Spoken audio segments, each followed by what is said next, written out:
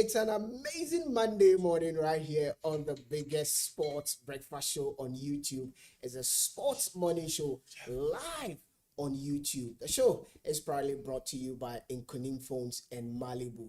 And trust me, I'll tell you about these two, beautiful entities as the show goes on. But hey, as we are here, we're here to talk about sports and nothing but the best. You know what happened over the weekend? Manchester United ensured that Liverpool had their fourth defeat in a row, 3 times on the bounce in the Premier League. Also in the La Liga, Kylian Mbappe is in red hot form, ensured that Madrid stayed atop of the La Liga. There was all action in the German Bundesliga. Also, lots of discussion in the English Premier League. We get to look at Arsenal, who are leading the Premier League as it stands, and Liverpool and their issues in the contest of the Premier League. It's a full review of everything that happened in the world of sport over the weekend. Trust me, you don't want to miss this show. Make sure you share the link. Tell everybody the show, it's live.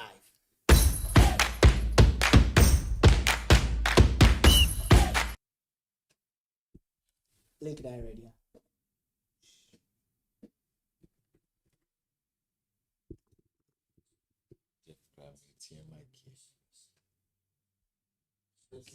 Look at the Facebook. Hey, logins. Won't call. I wanna answer. So this conversation we had to the last. But you know be admitted.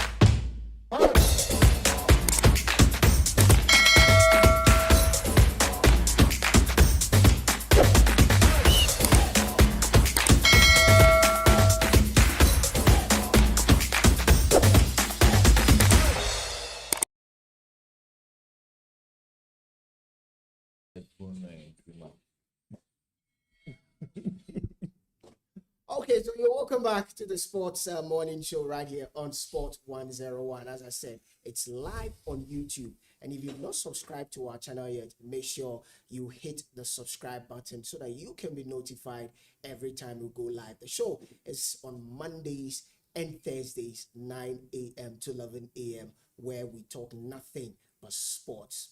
The usual suspects who are one of the best, when it comes to sports. They already see the Sammy and Kofi are here, guys. Good morning. Yes, Lucky. You good? Why are you red hot this morning? Red hot. Yes. That's because Manchester United won. No, that's not the reason why. Why? Is there any reason? Yeah, I'm red hot because Manchester United and Red you Devils don't have won. any business with Man United. If Man United won, I don't see how that concerns you. What makes you think that I don't have a business with you? Because if United had lost, you would be trolling. So it has nothing to do with you being red hot this When morning. was the last time I actually trolled Manchester United or any team for losing? I've stopped trolling. Lately I want to.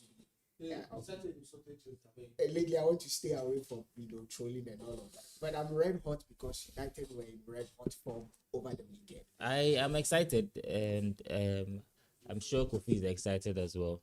It was an interesting weekend. The weekend started really, really interestingly. It started off to a flyer, and it started at the City Grounds when Chelsea beat Nottingham Forest. That already gave us. We thought we had seen it all last weekend after the Forest owner got down the stairs, and we knew something was coming in with Ange Postecoglou and all of that. It was interesting to see, and that already set the tone for the Premier League weekend. And so I think I had fun. And then to cap it off, Morocco also won the Under-20 World Cup. So it was a brilliant weekend for me. Kobe, Yeah, your weekend. I'm okay. You're okay. I'm okay. All right, guys. So let's get into the conversation and make sure you keep the engagement going in the comment section.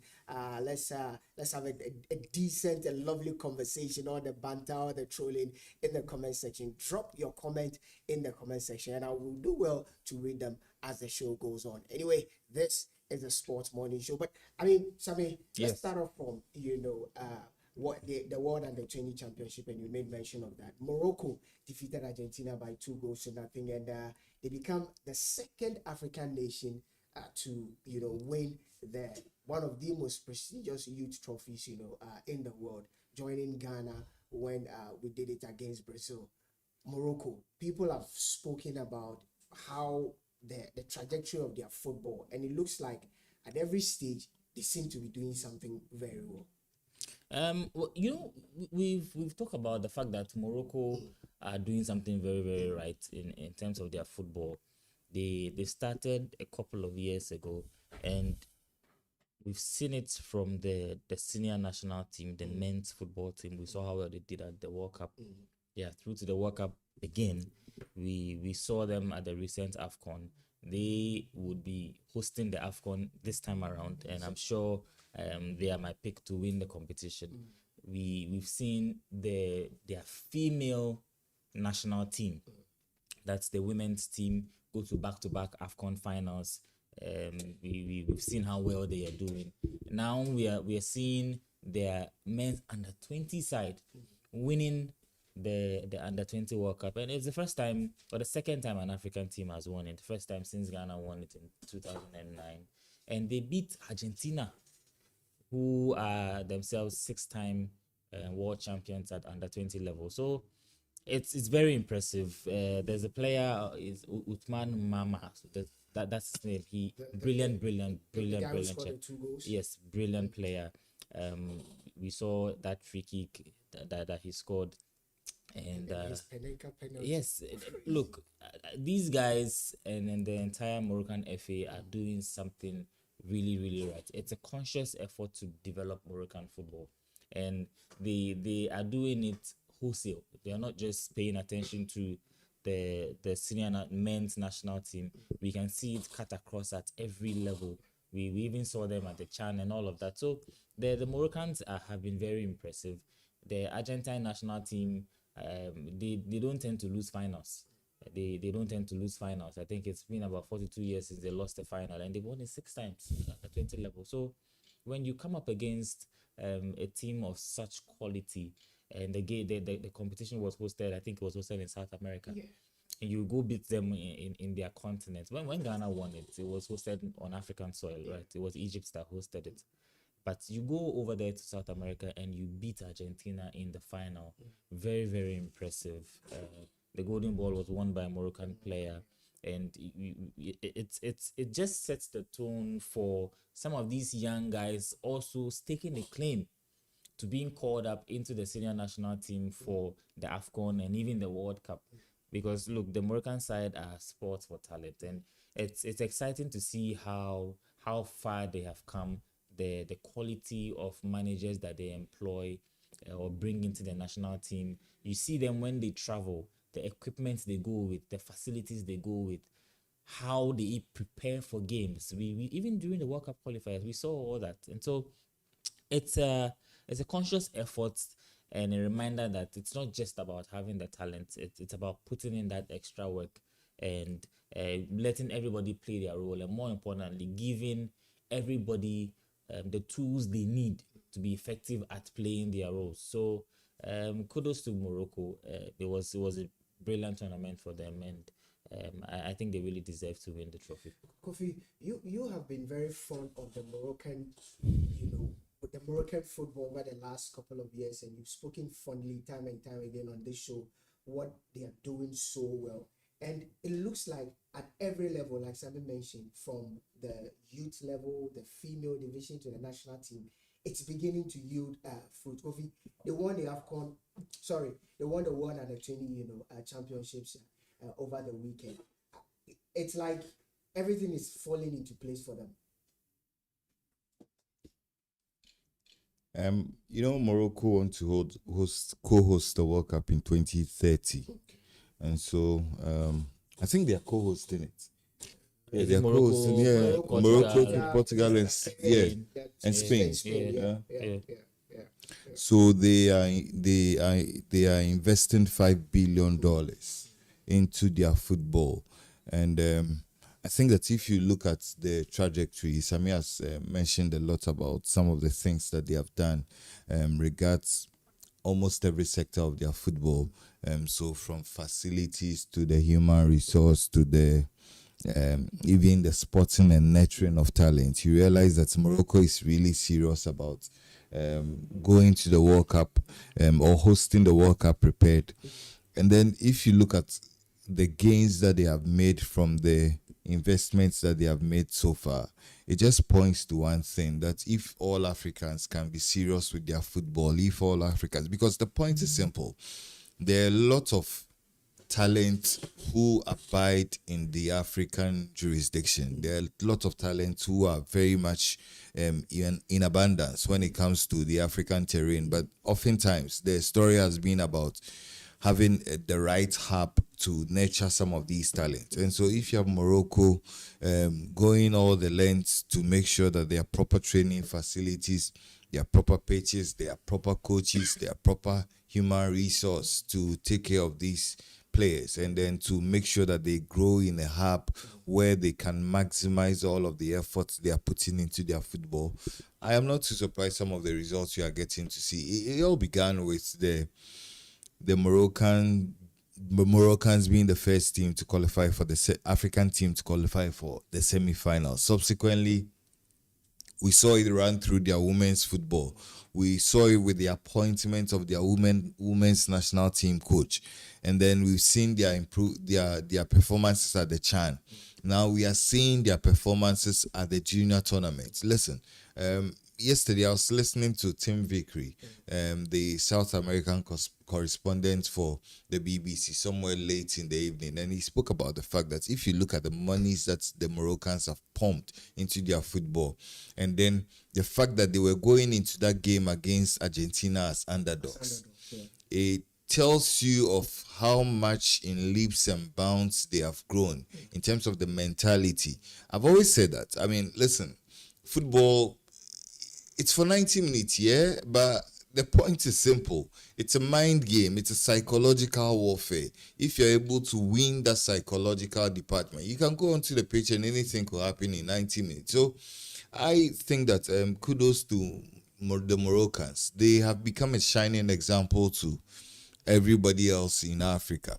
It just points to one thing, that if there is the right leadership, if there is the right direction, if there is the right blueprint, everything can move in the positive direction. And then it also re-emphasizes the point about the fact that you cannot take away science and data from the modern game today. I mean, the scientists will tell you that if you run tests and you apply them in a particular vein, you are going to get a particular result. And now you realize that the Moroccans are doing it, they are getting the result. And so everybody else, if you are able to apply the same blueprint, if you are able to apply the same formula, if you are able to apply the same methodology, you definitely are going to get the results. Kofi, guys, you said something that if the other African nations can replicate, do we have the resources? No, we do. We just have terrible. We do. We just have terrible leadership. We do. We just have terrible leadership. You understand? I think that if you look at the kind of money the African continent is able to generate, if we had prudent leadership who are able to make their priorities, set their priorities right, there's nothing we cannot do. I mean, the only difference between probably Morocco and the rest of the African continent or the other people who are leaders in the African jurisdiction has to be about leadership. It has to be about knowing what you want and then making sure that all the resources needed for the right implementation of what it is that they want, it's done. I mean, beyond that, I think it's just a case of priorities. So, I mean, that's our discussion on Morocco winning the World Under-20 Championships that took place over the weekend in South America. They joined Ghana as the second, African country to win that prestigious competition. The likes of Lionel Messi, Sergio Kun Aguero, even, John Mikel Obi, all these, players, made their name at the World Under-20 Championships in some years past. But let's switch to the Spanish La Liga, and let's get to talk about the Spanish La Liga over the weekend. When Xavi Alonso took over Real Madrid, the beginning, especially the Club World Cup, you saw some patches, struggling patches here and there, but it looks like he's gotten this team to be playing some beautiful football. They are yet to taste the defeat in the La Liga. Yes, they've tasted their first defeat in the La Liga, but they are on an amazing run of form. And we're wondering, is this the season that, they wrestle the title away from Barcelona? But Sammy, let me start from you. Over the weekend, Barca struggled, to beat Girona by 2-1, albeit a last minute, 92nd minute goal from defender Ronald Araujo, ensuring that Barca won 2-1. Real Madrid, on the other hand, even though, they left it late, Kylian Mbappe with a double there, ensuring that Real Madrid, still, top the table. Let's head to the Spanish La Liga and, talk about some of the things that happened in there. Barcelona, they're struggling to get grip or on games. What's going on, Sammy?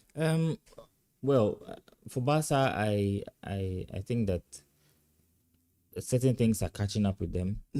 We know that Barcelona themselves needed some kind of strengthening in their team, but we know the challenges that they face, and that's the reason why Hansi Flick's accomplishment last season, I've always said that they outdid themselves, and it's down to the brilliance of the manager and how he was able to, galvanize his side. But let's not also downplay the fact that Barcelona were also missing some very key players that always would make a difference in the game. It's been like that for some games this season. Yamal has been out for a couple of games. Rafinha, since the start of the season, has not really been in there. Lewandowski is also out. Yes, so it's not making excuses, but obviously if these guys were to be in this Barcelona starting lineup, you would know that the games would be easier. As it stands now, Barca look like they are grinding results. That's true. But I was confident that they were going to win that game. Even yes, I was really confident that they were going to win that game with about 5 minutes to go, 4 minutes to go. Even at the 90th minute, I could have bet on the fact that if I was betting on live in play, I would bet the Barcelona win. But they've done it a couple of times this season. But you when you see how they were pressing, you'd realize that they could have won the game. But you can't always play like that. You can't always try and win games at the death. You need to kill the games as early as possible. But I just feel that Marc Casado was back into the side. It was a good news for Barcelona. It's made the team set up differently. I think they played a flat 4-3-3 because Casado was on the side together with Pedri and Frenkie de Jong. So it wasn't about Frenkie de Jong and Pedri sitting in front of the back four and then maybe a Dani Olmo or someone playing as a 10. It was a 4-3-3 with Casado in there. So the team was set up differently. We saw Rashford on the left-hand side and all of that. But I just think that Barcelona cannot continue playing the way they are playing, always grinding out results, because we've seen Real Madrid. It was a difficult game for Real Madrid as well. I think the red card also benefited them. It actually ended 1-0. Mbappe's goal. They also struggled to win that game. But the difference here is that Madrid are not really conceding goals. Yeah. And when you see how Madrid set up with Tchouaméni and Camavinga, and then there was Mastantuono together with Bellingham playing as a 10. Alonso he's still tweaking the side. I think he's still trying to find his best team. But so far, whatever he's doing is working for them. And the fact that Kylian Mbappe is playing some very good football, he's in very good form at the moment. He has been the main man for Real Madrid this season. That's what is the difference. Because honestly, if you ask me, Real Madrid have their main man. If Barca had same, we would be seeing a lot more competition between both sides in terms of the La Liga. So Barcelona are struggling. But I think that the fact that Madrid is on the front foot, they need to be taking all the chances as and when it comes, because what I can bet on is that this Barcelona side will get better as the season goes on. They are practically struggling at the moment, but even then they are grinding out results. And so when you get to see some of these players back into the side, I think Barca will pick up going forward in the season. What matters for them now is that they don't drop points or they are not far behind. But as it stands now, obviously Real Madrid are favorites because They're playing very well, and then the main man, Kylian Mbappe, keeps scoring. And as long as he keeps scoring and he's in a good form, you would expect that at least you get a goal every game. And the difference here is that Real Madrid are defending well, so they are not really conceding goals. So once you don't concede goal, that's already 1 point, end. And so for me, I think the La Liga is the La Liga. Maybe they'll come at me, but maybe if you were to be in a different league, I don't think that Barca would be second on the league log, because they have not really been impressive with how well they are playing this season. It's just like Liverpool, grinding results. At some point, to catch up with you. So when you want to be up there, you need to be winning games emphatically. You need to be winning games convincingly. There are some games that you will need to sweat and struggle to win, like we saw Arsenal just get that 1-0 win as Real Madrid did as well. But these are not things that should be happening consistently. And with Barcelona, it's something that we are seeing them struggle with. They've dropped quite some points so far this season. But again, as I said, we know that they don't really have the full complement of their attack. If they do, I can bet you it will be a different conversation. Kofi, it looks like, and Sami, subtly made that point. Well, if or should it happen that Kylian Mbappe, his form dips a little bit or he gets injured, because it looks like if he doesn't score, the Real Madrid team struggle to put the ball at the back of the net. Almost about 90% of their goals this season has come from him. Is this setup favoring Kylian Mbappe in a particular way from Xavi Alonso? Well, I don't think that Real Madrid just has. Yes, I mean, Kylian Mbappe could be constantly on the team sheet, but I do not think that this is a team that has been set up generally to bring the best out of his output. I think that the kind of system that Xabi Alonso wants to play, even if you put that young kid from the academy into Raul Gonzalez or something. No, Raul. the striker, the one that played at the Club World Cup. Yes. Yes, his name is skipping. Yeah. His name is skipping. Yeah. I mean, even if you put him in there, he will still get the job done. I think that Kylian Mbappe is enjoying his football. And the good thing about Real Madrid is that they do really seem to have a lot of depth. Yesterday, Rodrigo started, and then you had... I think Vinicius come on to sub him at a point in time. Raul Garcia. Yes, Raul Garcia. He's a defender. No, it's not Raul Garcia. It's something Garcia. Yeah. Gonzalo Garcia. Gonzalo, yeah. Gonzalo is the name I was looking for. So I think that Real Madrid do have a lot of options. The point is simple. I like Sammy said, I think that if you look at Barcelona, they overachieved last season.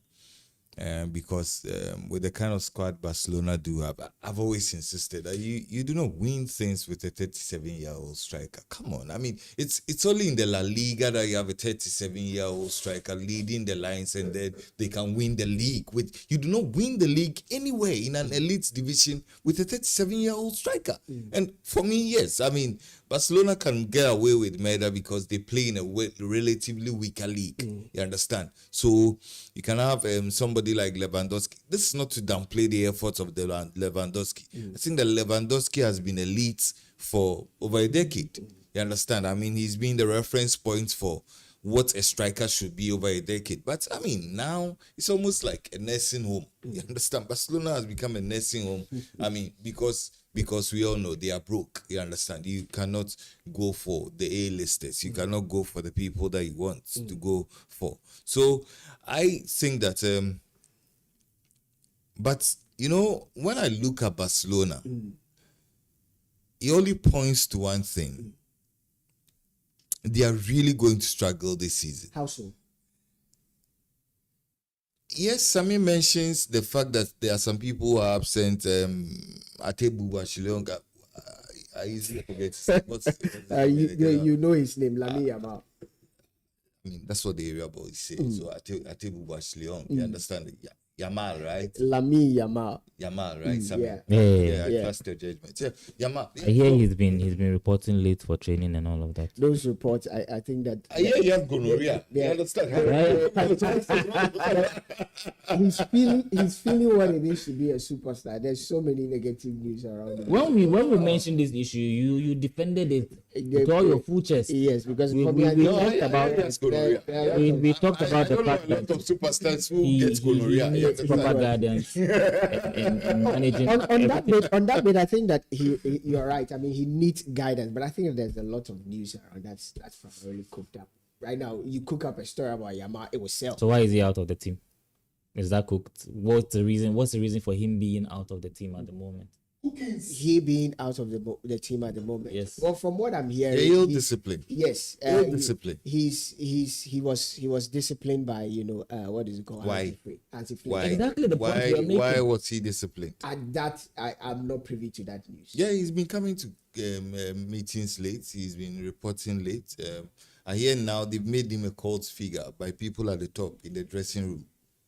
So even They are creating that when monster. Blake tries to make decisions with the squad, people have calls from the top. To the fact that even his the parents point is, are calling certain shots. Exactly. has he been out of the team? No. He's out of the team. He's not playing. What's the reason why he's not? Not played over the weekend. No, He played I over know the he weekend. played, but he's having issues. When I say he's not He playing, started. no. He started Listen. over the Did he weekend. play a good game? Listen, Yes, he had a very No, good no, game. he didn't. Even He to the didn't point watch that the game. you saw the when he did that, cheeky flick and I watched the game. No, he played the No, game. when I say that he's not playing, Okay. I'm trying to talk about precedents in terms of what's been going on with him prior to now. Because he was injured.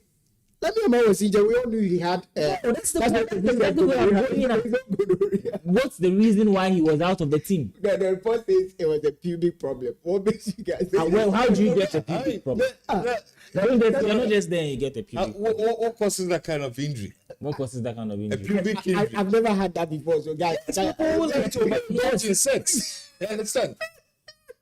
People like to overindulge in sex. You're 18 years old and then you're doing. but is it wrong for him to have sex? No, it's not wrong. Exactly. No, no. I don't think the team bans him from having sex. No, it's not wrong. Yes, and I don't think he's conducted himself in any indisciplinary action that requires that Hansi Flick will free No, him. but Hansi Flick has not sex that will prevent you from being in the team as a result of an injury. Sex that will let you get gonorrhea. People That's dangerous things. people get addicted to alcohol. It affects their playing career. It affects their performance on the pitch. But as an 18-year-old, what is affecting you is sex. But Kofi, Dangerous, yeah. Sami says that if you look at this Barcelona team, the tendency that they will get better and better is very high because Femi Lopez, who has been brilliant for them, is off injured. He's been out for almost 3 weeks. Rafinha has been out for almost 1 month and beyond. Lamine Yamal just came back from injury. Dani Olmo is out injured. Like you said, 37-year-old or 38-year-old Robert Lewandowski is out. Even though he's 38, when he comes on, you see the impact. About 4 or 5 players who are so key to this team are out. Is that not the reason why they are struggling? Or you think that teams have now found a way to play this current Hans Flick side? Well, honestly, for all the names you have mentioned, only one player stands out. Who? Rafinha. Yeah. I mean, come on. I mean, what's the name of Lopez? Fermin Lopez. Oh, but you I don't know. I am asking you, does Fermin Lopez, what top club in the world will he get a chance to play? Do you for? need to? Do you need No. Oh, when there's Cunha and all of Mbuemo and all of that. No, you Fermin Lopez, squad player. if you at trust best. in numbers, You last understand? his numbers was outrageous. 18 league goals coming off from the bench. That is the La Liga. Okay. La Liga. La Liga. You understand? I mean, Yamal, he's pleasant to the eyes, Okay. but his figures are not that over the moon. But you are the same person who is not so enthused about figures and numbers. Since when? Are we on the same page? Because yes, because Since when? Since we've when? had we've had, and not on this platform, we've had several engagements. We can on only make platforms reference to where this platform. you have made Please, emphasis on the please, fact that please, you are not enthused by, please, he's had 10 assists, 5 assists. It's please. about the player's impact Please, when he's playing. please. Yes. Can we stick To this particular references to this particular to platform. this platform? Okay. I have not made any reference on this platform. You know, So it's, now you are a man of numbers on this platform. well, I think it's dangerous and malicious if you try to bring Other platforms. other conversations that I am not even aware of. You understand? To this platform. Okay. I think that, yes, I've said that. I mean, Yamal, somebody is saying Yamal had enough. Yamal, I mean, subtly, they are reporting that he has gonorrhea. You understand? And he says that I'm on the international platform, so I cannot say the guy has gonorrhea. But that's fine. You understand? I mean, but I think that if you look at Yamal, he's a good player. Yeah. Obviously, I've always stated that the talent is there. You can see the talent there. And if he works on it, if he works hard at it, he can be a world beater. But you see, that's the trap that most of these kids fall into. That transitioning from being not just a prodigy, but to the real world beater. Okay. It's a bit tricky. And I think the last time that Percy was on this show, he emphasized one of the traits of German managers. German managers are not the kind to pamper you. They are not the kind to babysit you. Go through this, don't go through this, don't do this, don't do this. They understand? They are fixated on getting the best for the team. They are not really worried about individuals in the team. They look at the structure. And that is where I think that Yamal needs to be careful. You understand? Because, yes, I mean, he could be a prodigy, he could be a talent, he could be that next big thing to happen. But if he does not fall in line quickly, there is the possibility that the world can probably not see the best out of Yamal. But I was happy. Like Sammy said, I watched the game over the weekend when Arojo played as a number 9, an auxiliary number 9, towards the end. You understand? And I was also betting on the fact that they were going to get... Oh, yes. Sure? I watched the game. I mean, you know, sometimes you can smell the goal coming. Okay. They kept pressing, even though, and I am surprised because Girona have been in all kinds of trouble. They are 17th. Yeah. They are battling relegation. They are not the Girona that we used to know 2 seasons ago when they burst onto the scene. So I think that for Barcelona to suffer that well against this Girona team, it tells you that not all is well with this Barcelona team. Before we wrap up on the La Liga, would we see the best? Sammy says we will see the best of Barcelona like we did last season. Will there come a point in the season, 12 games in, whoa, this Barca side is unbeatable? Will we see the best? We will see the best, but whether the best measures up to the standard, I think that now it is becoming clear that Real Madrid will become the standard for the La Liga this season. Not just because they have the best players, but it looks like they have the better depth. You understand? I mean, I look at all these players on the bench for Real Madrid and the options that Xabi Alonso comes with. And, you know, the way Xabi Alonso and Madrid are playing, they are playing very compact. Yesterday, for example, I saw Alaba in the central defense. You understand? And so if he's able to shuffle Alaba and Militao and then play that young kid on the left, you understand? That's ex-Manchester United player. And then yes. So you look at all these dynamics coupled with the fact that Mbappe, without a shred of doubt, is the best player in the world today. I mean, if the Ballon d'Or was held today, Mbappe would take it without a shred of doubt. We'll get into that. He is the best player in the world today.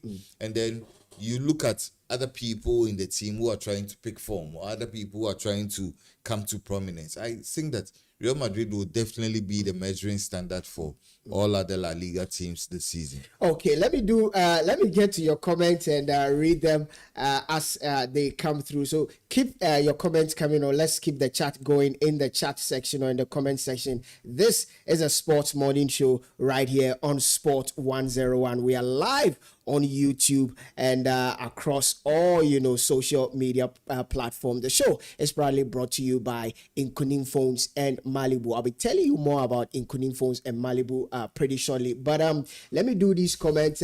Papa Ebusha says we are here, and Showers says that good to see my people again. I miss you guys. Rob Showers, we miss you as well. Benjamin Ayuman says, okay. Jeffrey Hart says, we are here for Manchester United. Yes, we'll get into the Manchester United conversation. I'm in a long, God knows how long. Back to back. Wow. I really want to hear from Kofi on this one. The man Sammy says that good morning to all Liverpool fans. I sense some, some in this. I will not add the other word. Someone says that Morocco is now the bearer of African football. I think that we all agree with that particular comment there. Liverpool. Oh, I nearly God, my God, I nearly read that comment, but he knows it himself. Good to be back, boss. Okay, let me do this point. Asteras United is just few points from the top. That's true. Atebubu Ashi Young, that's coming from Showers there. Kofi, get serious. No, we are always serious in this show, but once in a while, the fun and the wait is allowed. Yamal was injured and he came back this week. I think that the guys, yes, rightly put it. Yamal. So Parkway says that it was false because it was never reported by the Barca medical team. But did you expect? There've been a lot of news around it. Some true, some not true, because some people. So the pubic story was false. I think that he really had issues. But I don't think it was gonorrhea as is being reported by a very old pubic issues? What are they? Maybe you should get a medical expert. Something to do with the pubic area. So you think something to do with the pubic area can be anything? In London, you don't heal this fast. But it could be anything. It could be anything. It could be a ball. It could be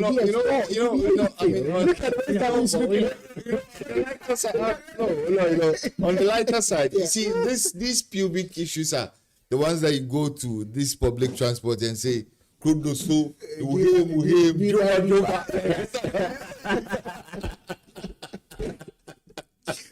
But I mean, if you need the best of phones, name them any brand you want. If it's iPhone, if it's Samsung, Huawei, Google Pixel Pro, there's only one place you can get those phones from, and that's Nkunim Phones. They are located at Market Circle right here in Takrady, just near the Bank of Africa in Takrady. It's not a place you can miss. I mean, for your phone accessories, your batteries, your phone cases, your chargers, your power banks, just head to Nkunim Phones. Just tell them you heard them on Sport 101, and they will treat you very, very well. One place that I can assure you that when you go there, you're gonna have an A-class treatment is Malibu. I mean, when we talk about Malibu, we are talking about class. We are talking about exquisite, luxury and exquisite leisure sport.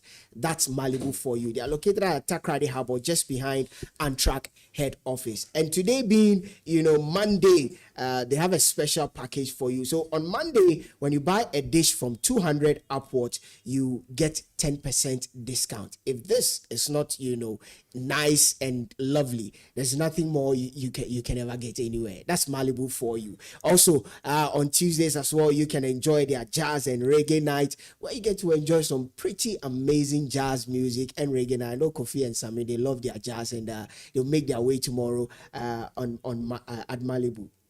On Wednesdays is their karaoke night, 7 p.m. to 11 p.m. as well. On Thursdays, we say Thursdays is Malibu. Malibu is Thursdays, where you buy 1 mineral, 1 water, 1 club beer, and you get 1 free. Fridays as well is their old school jams. And on Saturdays is the ladies' night, where, we bring the ladies. It's their night. Let them come, enjoy, have fun. On Sundays is the family gathering. Malibus, they have an outdoor, they also have an indoor.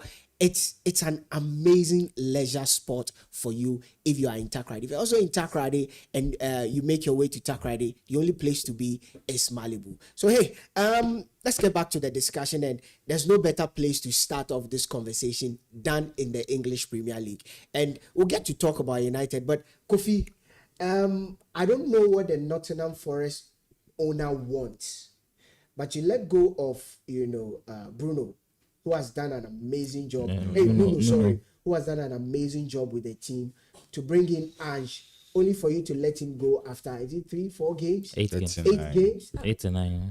39. What does he want? 39 days. 39 days. 39 days. What does he want? What does he want? Like, I thought that, he's the new manager, because everything this current Nottingham team was built by Nuno. So give him time to probably break it down and build something new.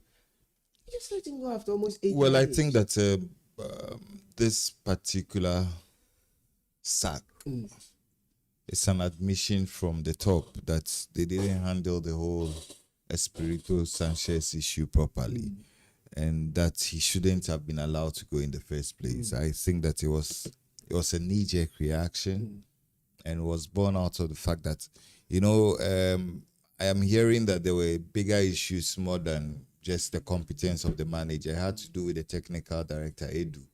You understand? I mean, so Nuno Espirito Sanchez had issues with Santos. I don't know why I keep mentioning Sanchez. You understand?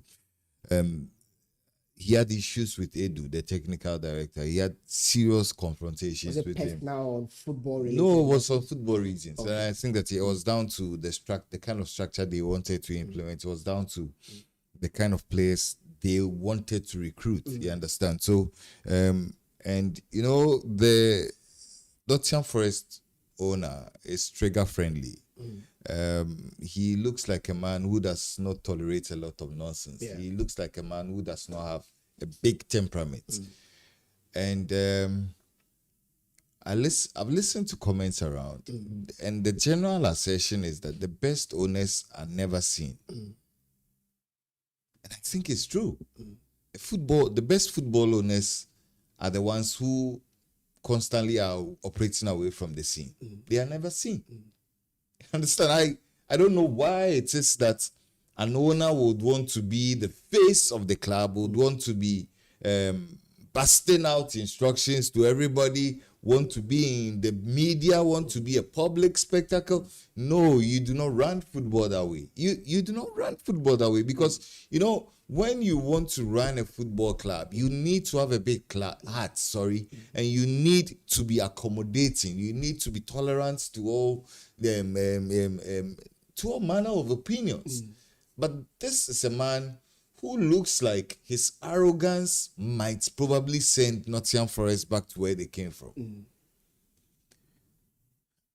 I think that, let me be brutally frank, Ange is bang average. He's not a good manager. Did the media hype him? He's not a good manager. He's not a good manager. He's not a good manager. If the more you look at his record critically, the more you realize that he probably just rode the slack at Tottenham, was able to beat Manchester United in the Europa Cup final, and then won them a trophy they have probably not won in a long time, and then was fired. You understand? Daniel Levy fired him, and then eventually stayed away from the job, got another opening in the Nottingham Forest, found it attractive. But the kind of football philosophy that Ange carries, it's not the kind of structure that it is at Nottingham currently. Because if you look at the Santos and Ange axis, polar opposites. So you look at the players that Santos recruited. You look at them. I mean, workaholics. They are not players who really have a lot of flair. You understand? They are players who are built for a certain kind of system. But Ange is one to flirt with the aesthetics of football. He's one to flirt with the high line. He's the one to flirt with players who are adapt technically. You understand? So I think that walking into that job was an error in the first place. Walking into that Nottingham Forest, because I feel that before you walk into any job, you need to have done an audit of what it is that you were going to possess. You understand? Maybe he found it too difficult to resist. But I think that it was an error picking up that job in the first place. Are you not impressed with Chelsea? They beat Liverpool very, very convincingly there, and they've gone away to Nottingham Forest. Yes, Nottingham Forest have their own issues, but it was an impressive win, 3-0. Are you not impressed? I think at some point, it was unanimous on the show that this Chelsea team is not as good as we made to believe, even though I didn't say so. I never said so. You know when the lights come on and everybody is excited, the light goes off and everybody. That's how. No, I never said so. I've always defended the fact that and myself. I think Chelsea are good enough to win the league. I've always last week you said you are changing your mind. Yes, because but of what I but have you not been impressed? Honestly, Chelsea are a puzzle. Sammy says Chelsea can win the league. Yes. They are good enough. I've always said even on Chelsea PlayStation they can't win the league. But they were very impressive against. No, because it was against. For me, in the Premier League, there's no better midfielder than. No, I've told you that there are only 3 players at Chelsea. Only 3. Cole Palmer, Caicedo, and Reece James. The rest are Sankwas. You understand? Kukurela is not a good player. Kukurela is not. He's above average. No. He is above average. Kukurela start in any of the teams in the Premier League. No. Kukurela is not. And Chelsea fans, those watching us, genuinely, or if you are not even a Chelsea fan, is Kukurela a bang average player according to Kofi? I think he will start in any of the teams in the Premier League, their left back position, because I don't know who would go toe to toe with Kukurela for that left back. No. You know, so are you not impressed with Chelsea? No, this is Nottingham Forest. And this is Liverpool. So if you beat Liverpool and Nottingham Forest, why should we sit here and make noise about you? But Liverpool beat the team everybody says will win the league. Which team? Convincingly, Arsenal. Which team? Arsenal. Because soccer is and it's not always logical. Exactly. You understand? But if you beat this Liverpool team, and then you beat Nottingham, it's not a yardstick. I don't think it's enough a yardstick. Come and beat Manchester United. Go and beat Man City. Go and beat Arsenal. Then we will know that you are serious. But if you beat this Liverpool team and then follow up with Nottingham, and then you want all of us to be singing your praises, please. I'm not one of those disciples. But you've watched this Chelsea team, let's say in the course of those 2 games. Forget about the teams they played against. Is the team that good? The Chelsea team? Yes. It's good enough to be in the top 4. But they're not good enough to win the league. No, they can't win the league. They cannot win the league. I will put everything I have on it. Chelsea cannot win the league this season. That's emphatic. They will not win the league. It's not even they cannot. They will not win the league. Who?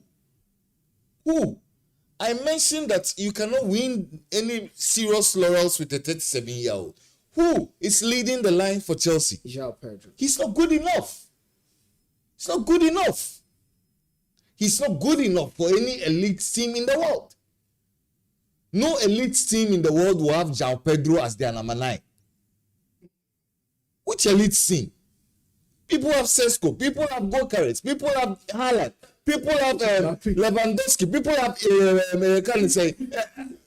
how do you mention João Pedro in the same category as these people? I get you.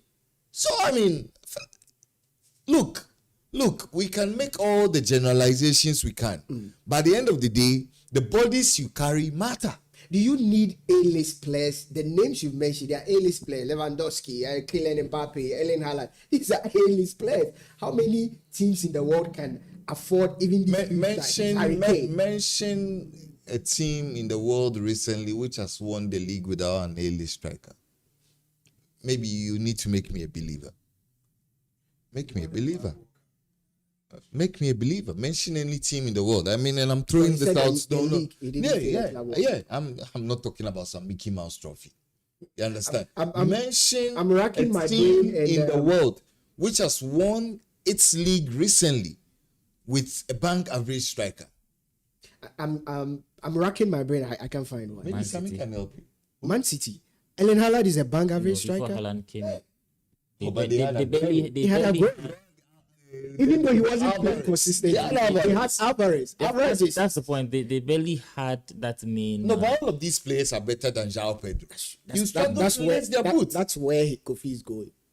That relatively he cannot fit into any of or dispose any of these strikers you've mentioned. Well, I think that Chelsea have been good enough. I mean, they go to USA, win some Mickey Mouse trophy. They, snap some couple of photographs with Donald Trump. He takes a photo with them. They come and hang it at their clubhouse. All of a sudden, they think they are the best club in the world. But they are not even the best club in London. They are not even the best club in the APL. They are not even the best club in the Champions League. And the empirical data is there to show. I am not going to sit here talk out of sentiment. There is data to suggest that Chelsea are not top 10 club in the world. Sammy, Yes. do you agree with Kofi's assertion? You've always, like you have said on the show today, you are still of the belief that Chelsea is capable of winning the league. They are, aren't they? They can win the league. And Kofi Chelsea can says, win the league. Manchester United can win the league. Name any team in the world in the last decade or 5 years that has won the league without a marquee or top striker. That is true. I also think that you find it difficult to name any team that has won the league without a top defensive midfielder. That you cannot. Without a marquee striker, I'm without also a bit. yes, I'm building a point. Okay. When Pep won the league, even with Aguero being fringe at that time and Alvarez was not. He wasn't. Alvarez, I think now is a bigger player than he was when he was at City. I agree. That's true. So Alvarez was just like a João Pedro, trying to make his name. But City had something where they were able to, the goals were shared amongst all the players. Sure. The goals could come from anywhere. Phil Foden could score a lot of goals. There was Bernardo Silva. Yeah, These guys could make something happen. But the core was that midfield. And so, yes, it is very true. You need a top marksman to be able to get you the goals, like what Mbappe is doing at City. At Real Madrid. Now, when you look at Chelsea, for example, I think that this Chelsea side can only get better. And I've said it time and time again. That it means they've not even reached their full potential. No. This Chelsea side can only get better. Because I think that, yes, Maresca is still trying to get some things right with this Chelsea side. I don't think he's a world-class striker, coach. But that team spirit that Chelsea had, and I mentioned it the last time, it's not about individual players. It's about that fighting spirit they have. It's about that bonding that they have. You look at the Chelsea backline, every time I see new faces there. The gentleman with Ghanaian background who Joshua Champon. Yes. The centre back. Apart from it's the centre back. Sorry. Apart from maybe the Chelsea fans themselves, I don't think a lot of other people really know him. Next week you probably see a different defensive combination for Chelsea. But one thing that they have is their resilience, and that's what always works for Chelsea. If they can keep Reece James fit, who I think is a very, very good player. If Cole Palmer comes into the side as quickly as possible, if they can get Delap back, he brings a totally different dynamic when it comes to Chelsea's attack. And so I just think that this Chelsea side have a lot of room for improvement. And even now, they are still not far off the top. They are 5 points off Arsenal. Yeah. Who are top of the league. If we are saying that Arsenal are title contenders and then they can win the league, and then we are also saying that I think Liverpool will not win the league. I've said that since the beginning of the season. We look at Manchester City. A lot of people are not talking about them, but they are getting some good results. I think Chelsea are there in that mix. Chelsea belongs in that. They belong there. Guaranteed, Chelsea would finish in the Champions League positions this season. But as to whether they will win the league, I think they are in there in that conversation. They are not favorites to win the league. but they are in there and they can actually win the league. Do you believe in Sammy's statement that Chelsea belongs in the conversation of teams that can win the league? Let me know your thoughts in the comment section or in the chat section. Keep them going. This is our Monday edition of the Sports Morning Show. We are live every Monday and Thursday from 9 a.m. to 11 a.m. right here on YouTube, Sport 101. So just search Sport 101. If you have not subscribed yet, make sure you subscribe and share the link. Tell them the crew is on. But Kofi, are we sleeping on City? Are people looking at them from what happened last year? Because 8 games, I think, if you add the Champions League, 11 games, they're unbeaten. Are people sleeping on City? Because nobody's talking about it. They've gone about their business, doing it so well after the early patch where they lost to Wolves and they lost to, I think, Brighton as well, or thereabout. They're unbeaten since then. Well, I think you're one of the people who has slept on City for a long time. And hey, Kofi, you said that I was struggle. No, but you have said on this. No, but you have said on this show that City cannot win the league this yes, I said it because I told you my reasons why. So why do you come back and ask us the same question? No, I'm asking you that are we sleeping on City? Because like Sammy said, they are there, but nobody's even talking about it. We're all sleeping on City. I mean, silently they are building their machine again. And it looks like the major elements in the machine are beginning to click together again. They've undergone some bit of reformation in their midfield. Rodri is not a constant in there right now, but I think that they found a better fit in Reinders. Reinders has come in, done a good job. I mean, you know, all these wingers, the guy who's always running, the Belgian, together with Savinho. Savinho's come back. You know, he was shorn of confidence getting to the end of last season and all of that. But I think he's come back. Silently, they are doing their job. And Erling Haaland is on form. He's been on form from City to Norway and back to City. And he's playing very well. You know, when you have a striker like Haaland, who even when you are not playing well, is able to mask the deficiencies of the team and then probably keep the team away from the praying eyes of the public for 7 days or for some few days where you can get to go back to the drawing board, correct all of the errors. That is what you get. Yes, I'll be the first to admit that City are not playing at their optimal best, you understand? But they are grinding results because of certain alpha elements that they have in their team. Erling Haaland is one of them. And you look at these kind of players, and when they get onto the pitch and then are able to do the things that they do, it just gives a lot of confidence to the rest of the team. And I think the City are in that spot right now. They are silently building a machine. Okay, now this is where everybody wants that conversation. Sammy, let's kickstart the Liverpool-Manchester United conversation with that game.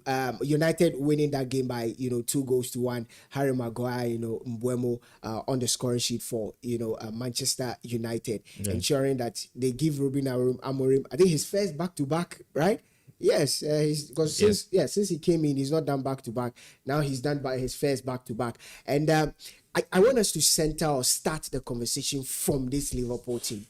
And the reason why I want to start with you is Kofi has always had a stand on this Liverpool, and gradually looks like vindication, as they say, is in the womb of time, is being manifested here. Sammy? Yeah. Liverpool, what is wrong with them? At the start of the season, we analyzed this Liverpool side, and we talked about Slot. The fact that this season we would get to see his true level.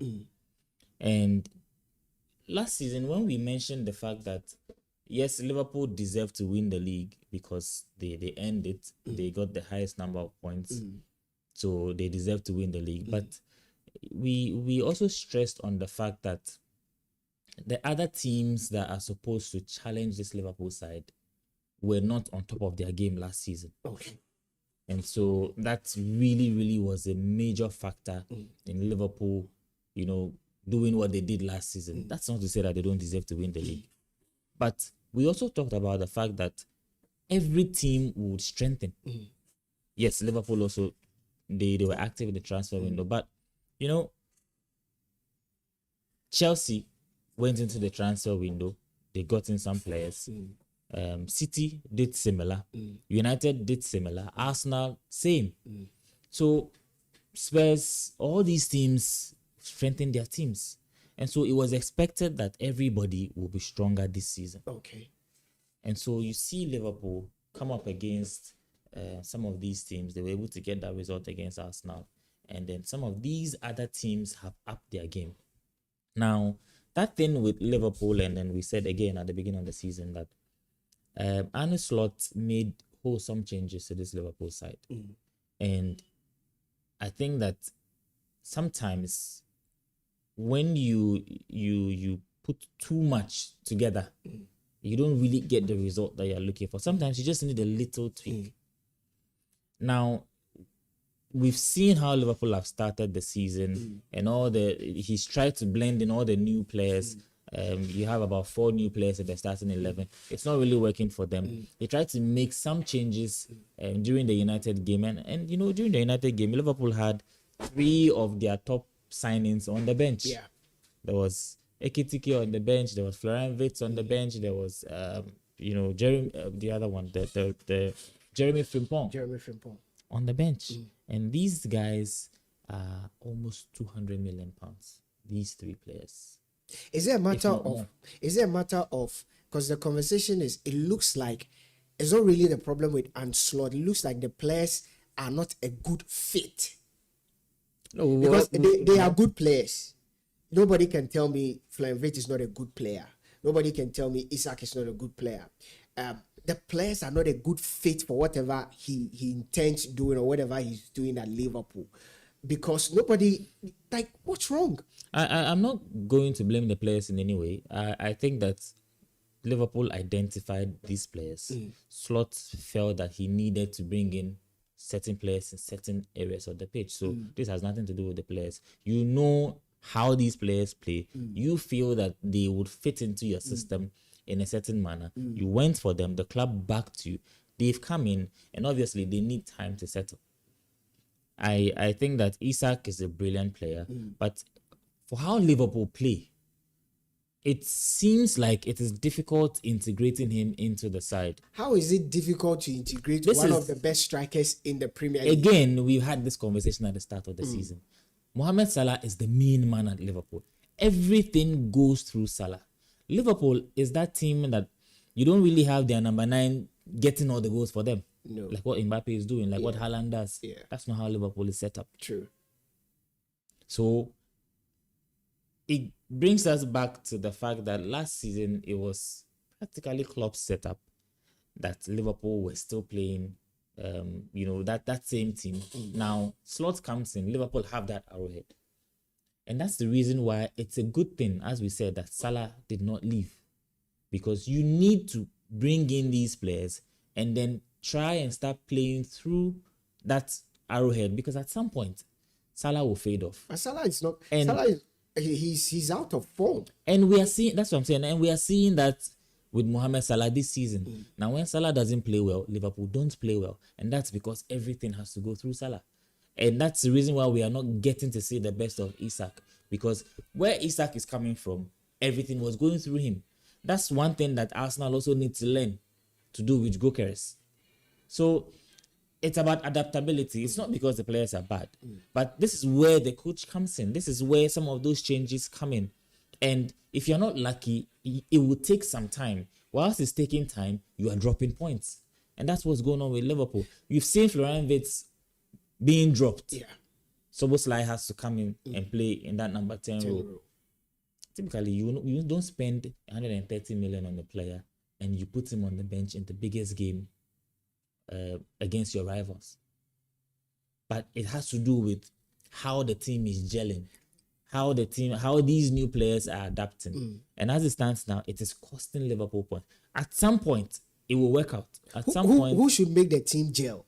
It's obviously the coach. You are the one who supervises everything on the training ground. So if I get you right, yeah, you are blaming the manager for the woes of Liverpool. 100%. So no, guys, this is what Sam is saying. 100%. The blame or the buck stops with Ancelotti currently with whatever is going on. Because he identified certain players and how he wants to play. The same way Amorim was being slaughtered for how he was playing, and because he identified certain players, you've been given what you want. The club has backed you. You know how you want to play. So you have to be able to get the players to play how you want to play. And so if you have Isak, Ekitike was the one who came on and he looked like he had a point to prove. That's true. So in the next game, the coach actually has a headache whether to drop Isak and play Ekitike or to continue playing Isak so he gets, integrated into the team properly and then gets to understand how the team plays. Same, Cody Gakpo has always been Cody Gakpo. He was the best player for Liverpool on the day. He missed a couple of chances. So you look at this Liverpool side, and then there was a time when they had Alexander-Arnold, they had Robertson, and these guys were a main part of the Liverpool attack. Because of how Klopp has built the team. Now you have a Kekes who has come in, and I have not been impressed with him. You have Bradley coming in. He's not Alexander-Arnold. He's good defensively, but going forward, what Alexander-Arnold gives you, he doesn't give you. Jeremy Frimpong can play in that role, but even Mohamed Salah was taken off in that game. So was it about, like Kofi always says, don't play the occasion, play the game? Was it about the players play the occasion on Sunday? No, especially for Liverpool. I think the coach, in that regard, I would say that the coach did well. He played the game. It wasn't about playing the occasion. If it was about playing the occasion, he would have started all his best players. Where did he get it wrong? And his best players are not necessarily what's best for the team at the moment. You watched the game. Where did Klopp, Slot get it wrong? I just think that they try to play the same way they've always played, but it's not really about him getting it wrong. I think it's about the team in general and what exactly they are doing on the training ground. It's about the integration. Because now you have that arrowhead, that number 9, who is Alexander Isak. Yeah. And it's like things have to go through him. Yeah. And he's not playing well. And now that understanding between him and Salah is not there. And the issue now is that Salah is having a bad day. I can bet you if Salah was on his game yesterday, it would have been a different game. But this is the Mohamed Salah that is beginning to fade. He's done his bit for Liverpool. And so when he's not in the game, then it's affecting Liverpool. So I just think that it has to do with the changes that Liverpool have done in the transfer window. That the wholesome changes that they've made, it was a lot. And I've said it time and time and time again. It was a whole lot. Because the 2 fullbacks are out. You bring in a new number 10. You bring in a new number 9. And that starting 11 that won in the league, then you have about 4 new players in that starting 11. Definitely, there will be changes. And so now if Salah being the main man and the main outlet is still in the team, and then you bring out another expensive number 9 that has come into the team and there's a lot of pressure on him, the team would want to also go through him. So at the moment, it's more about the balance of the team, and that's what the coach tried to do, and that's why Florian Wirtz didn't start. Okay. The coach was trying to find the balance. So as you said, he tried to play the game. It wasn't about the occasion. Same with Amorim. He tried to play the game. That's why we saw Mason Mount come in. When I saw him on the starting lineup, I was excited. And that's the reason why Benjamin Sesko didn't start that game. So I just feel that Liverpool will still have some difficult times this season. Even with what they are going through, there are more to come. Last week I told you Liverpool always concede. I told you there will be a goal, probably be a goal in the first 10 minutes of the game because of how United starts games. And it's just about United taking their chances. If United had gone behind in that game first, United would not have won that game. And that's the area where I think Amorim needs to work on, because you can see that when United are on the front foot or when they are still in the game, they know how to keep that shape. And it's something that we saw yesterday with how the combination of Mbeumo together with Mason Mount the extra work they did in that midfield row, dropping deep. Typically we see them going out wide, and that always happens when United are chasing the game, because now they always have to be on the front foot, and that exposes Casemiro and Bruno Fernandes. But this time around, we always know that they always start the game on the front foot, and then it was about United taking their chances. Against Chelsea, we saw similar. In all the other games, United City, always start very well, but it's about taking the chances. But they were able to take the chance against Liverpool.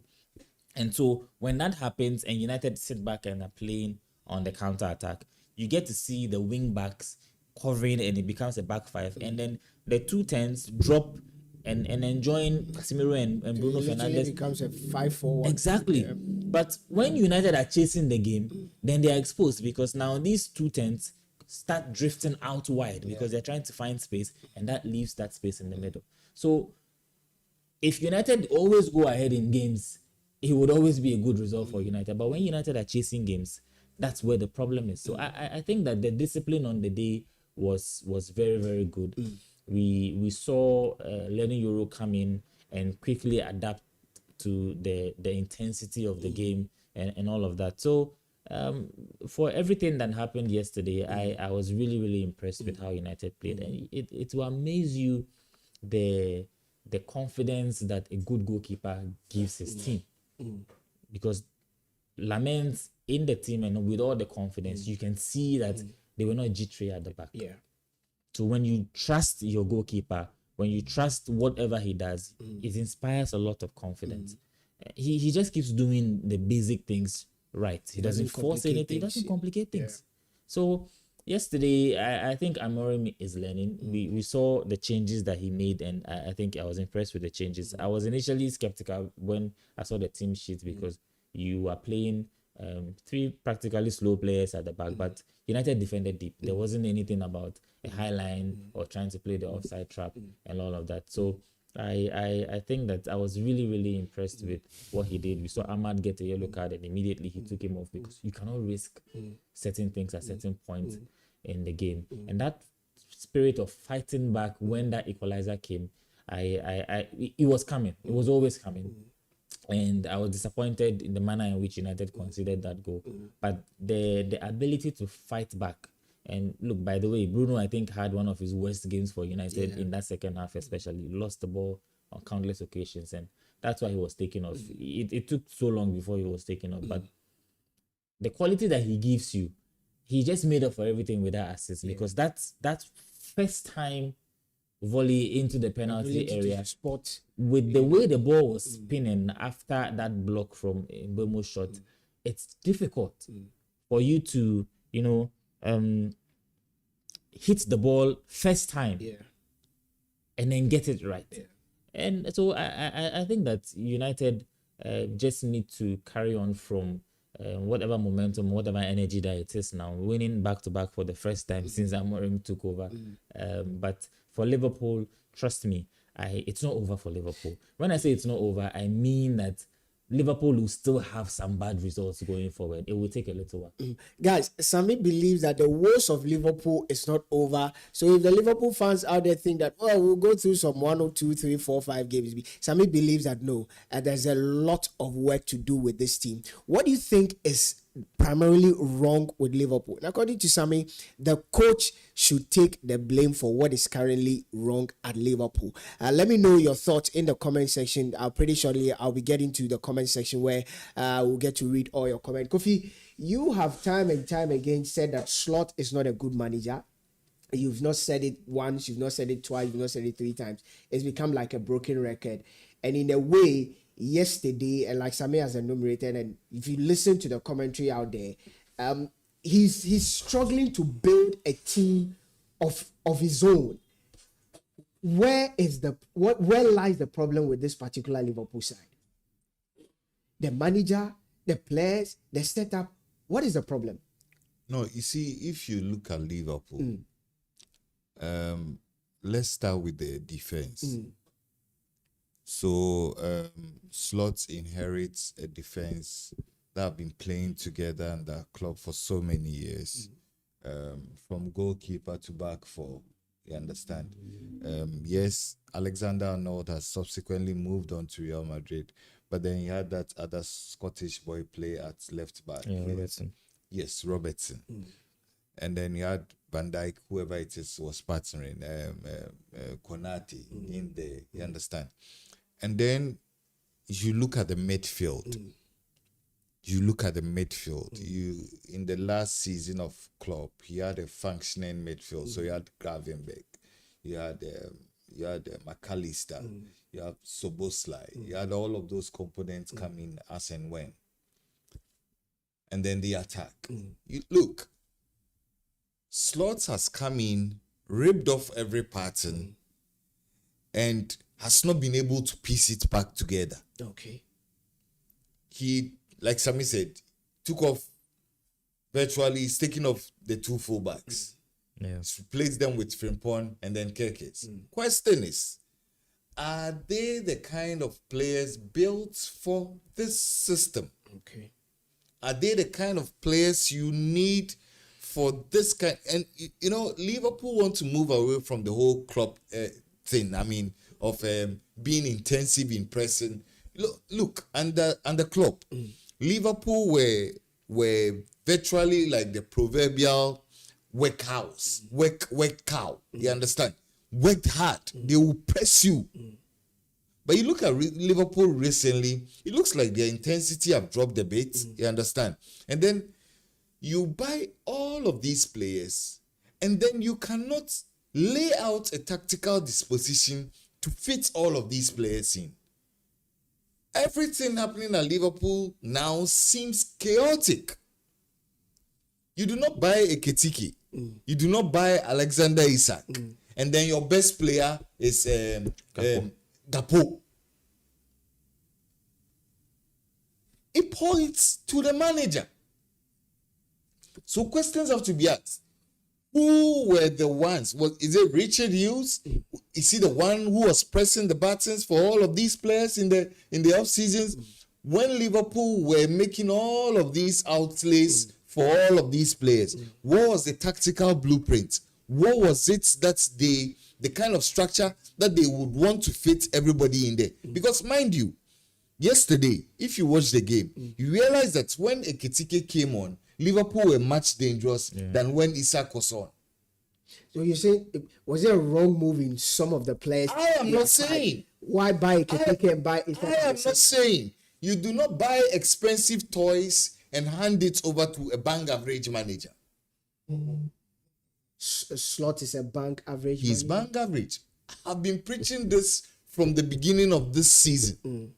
That we'll find out about the true measure of Slot this particular season. Because everybody else will strengthen. Now it will come to your ability to tactically disposition your team when you come up again. There's a funny thing breeding with the Liverpool manager. Which is? It looks like he's a sore loser. Yes. When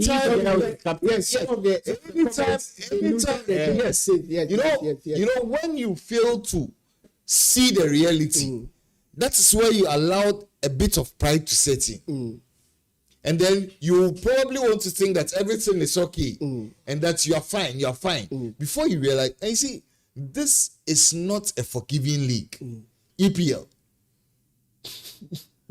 Before you ask for remissions of sins, that's a nice biblical term.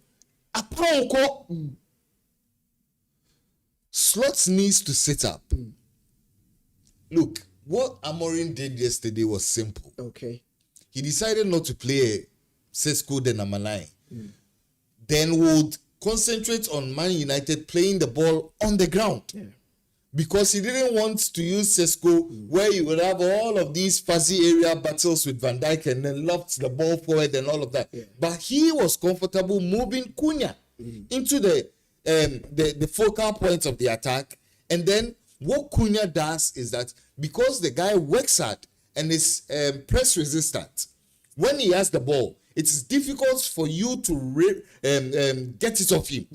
Read him off the ball. You understand? So played Cunha in the number 9 role and then brought in Mason Mount wide left of Cunha, and then Mbuemo.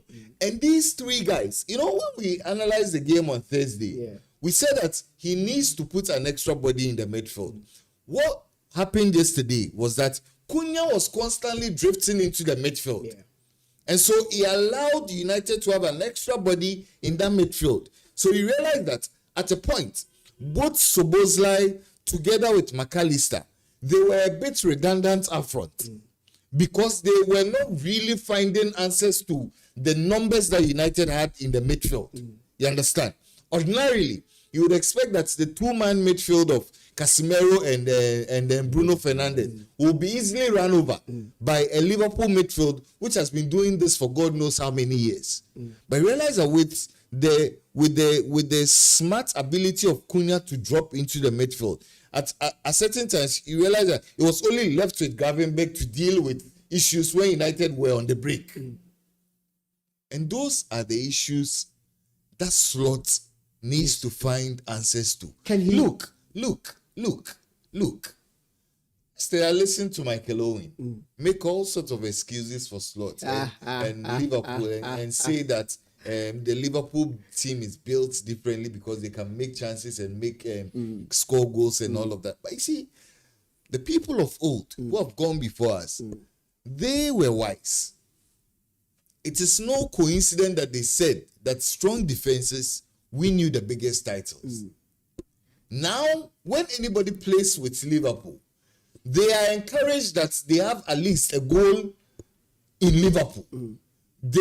Liverpool are going to give a goal away. So now the pressure falls on the attackers to score an extra goal.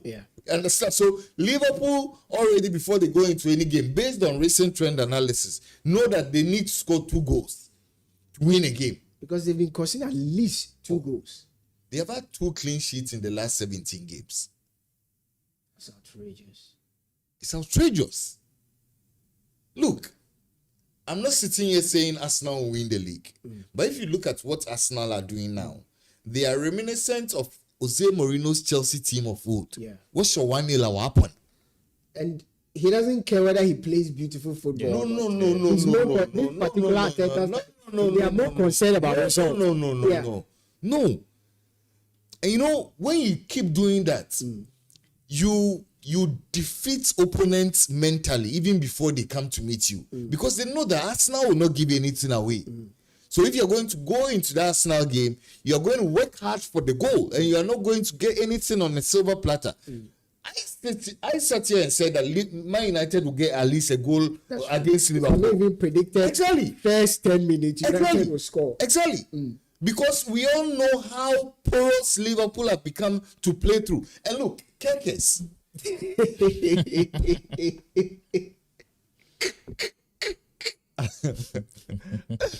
Oh boy. Kekes. But he's a bad player. We saw him at Bournemouth. Very good player.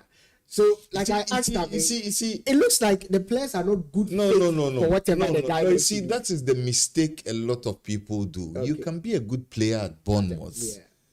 Because at Bournemouth, there's no pressure on you. Even when you make mistakes, it will not be magnified. When you play for the top-end elite teams, every little mistake is magnified. I'm pretty sure that what Kekes is doing with Liverpool now is not too different from what he's doing with Bournemouth. But at Bournemouth, nobody cared if they conceded 2 goals and won by 3 goals. And all people cared about is that, Kekes was good going forward. You understand? Because football has winded our minds into thinking that the most offensive players are the best players. Recent times, you understand? But I think that if you look at Kekes critically, I've watched him with Hungary. I've watched him with Liverpool. He's the reason why Mbuemo and Ahmad had a lot of joy. And he's the reason why eventually Van Dijk suffered.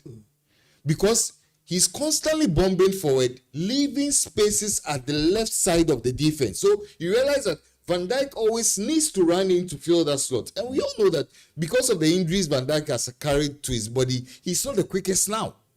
So Mbuemo, together with Ahmad, found a lot of joy playing on the right. And we also need to talk about the goalkeeper. I think he should have done something better with the first goal. Because Isak had the same opportunity against United. Lamens saved it. With his feet. I don't want to talk about Lamens today. No, Isak. Let's talk about Isak, guys. Is he a good fit for Liverpool? Would he come good? Because some say, trust me, players, and you guys have said it time and time again, confidence is everything for a striker. If you keep going on, not scoring, trust me, no matter how good you are, you could be a Ronaldo, Messi, it will get to you, and chances you're expected to score. Because you are not so, high on confidence, you'll be missing them, and that will mean that you may practically go down at a point when everybody does not expect you to. Will he come good? Well, I listened to Sammy, and I think he made some brilliant points. If there are two players you cannot discount in terms of the quality they do possess, they are Isak and Salah. You can say all of the things you want to say about them. But Salah does not need convincing anybody. His quality is out there for everybody to see. I think he's had a terrible start to the beginning of the season. He's mortal. I'm not here to suggest that is the beginning of the end. But Salah will not keep having off days like he's had recently. And I dare say, Isak is top 5 best strikers in the world today. You understand? He's played in the league. He has dazzled in the league. He's torn defenders to shreds. Maybe the whole psychological thing about his movement from Newcastle to Liverpool is the one that really has held him down as shackles. You understand? I think that he hasn't broken free mentally. But look, the point is simple. When he gets goal. You cannot keep Isak, a player of his quality, in that position forever. At a point, the guy is going to break free. And when he does, it's going to be scary. But so you see the Liverpool look difference beyond playing, making, let's say, a player like Salah the main man, and now realize that there's another big boy in the league who probably is the future. Salah is the past. Let's start making, and like Sammy said, let's start playing through him. Should Liverpool start doing that? Well, quick one before Sammy comes. Everything go through Isak. Before Sammy comes in, yes, I am one of the firmest critics of Slots. But I think that what he's tried to do is to try to rip apart that whole club textbook. In the last 6, 7, 5 years, the whole Liverpool system has been functioned or built to optimize the abilities of Mohamed Salah. And so everything was going through him. You understand? But I think that what Slot is trying to do is to get various outlets where you have goals coming in. I have said that beginning of the season, I said that Liverpool have not really functioned very well when Slot plays with a proper number 9.